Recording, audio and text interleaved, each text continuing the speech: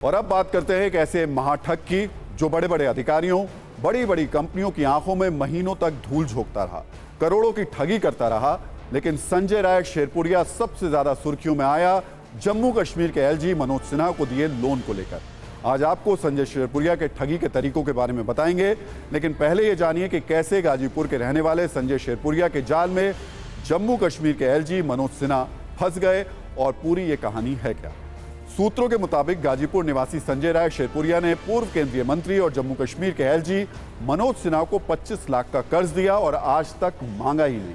मनोज सिन्हा ने पारदर्शिता के लिए चुनावी हलफनामे में 25 लाख रुपए के अनसिक्योर्ड लोन का जिक्र भी किया था।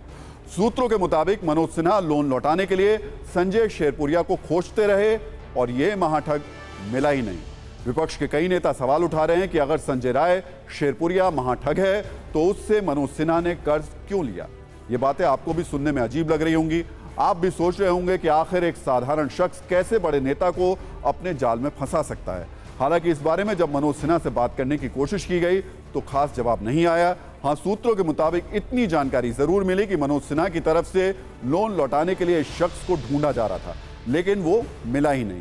महाठग संजय राय शेरपुरिया के खिलाफ यूपी पुलिस की जो एफआईआर है उसमें यूथ रूरल एंटरप्रेन्योर फाउंडेशन यानी YREF का जिक्र किया गया है। और हैरानी की बात यह है कि उस कंपनी के एडवाइजरी बोर्ड और एडिशनल डायरेक्टर जैसे पदों पर रिटायर्ड IAS और IPS अफसर भी हैं।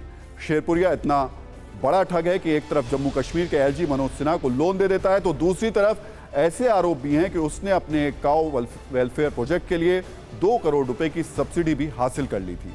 आगे इस मामले की और गहराई से जांच होगी तो कई हैरान करने वाली बातें भी निकलकर सामने आ सकती हैं। महाठग संजय राय शेरपुरिया दिल्ली में राइडिंग क्लब में करोड़ों के बंगले में रहता था। बताया जा रहा है कि यह बंगला एक महिला का है जिस पर उसने कब्जा कर लिया था। चौंकाने वाली कहानी यह है कि आवास से संबंधित दस्तावेजों में संजय शेरपुरिया का कहीं भी नाम ही नहीं है। इसके बावजूद उसने आलीशान घर बनवा रखा था। सूत्रों के मुताबिक दिल्ली आवास पर उसने एक फोटो गैलरी बना रखी थी जहां पर उसने तमाम तस्वीरें लगाई हुई थी। इसमें वो अलग अलग नेताओं और नामचीन हस्तियों के साथ है। सत्ताधारी नेताओं के साथ भी उसकी फोटो है और इसी वजह से लोग आसानी से उसके झांसे में आ जाते हैं। आपको बताते हैं कि कैसे संजय शेरपुरिया हाईटेक तरीके से महाठगी करता था। दिल्ली के जिस आलीशान बंगले में वो रहता था वहां जो वाईफाई का कनेक्शन लिया था उसका नाम उसने PMO यानी प्रधानमंत्री आवास रखा था और वो लोगों को यही बताता था कि उसका काम PMO से संबंधित है और ये आवास भी इसलिए उसे मिला है। कहता था कि नेटवर्क में दिक्कत हो तो PMO वाले वाईफाई से कनेक्ट कर लो। इससे लोगों पर उसके रसूख का वजन पड़ता था और वो ठग लिए जाते थे। संजय राय शेरपुरिया फॉर यूथ नाम से संस्था भी चलाता है जिसमें करोड़ों की डोनेशन आती है और वो न सिर्फ बड़े बड़े नेताओं के साथ फोटो से सोशल मीडिया पर अपने रसूखदार होने का नाटक करता था बल्कि समाज सेवा वाली तस्वीरों से भी खुद की छवि चमकाता था। उसकी कई तस्वीरें सोशल मीडिया पर वायरल हो रही हैं जिसमें वो सामाजिक सेवा करता हुआ नजर आ रहा है।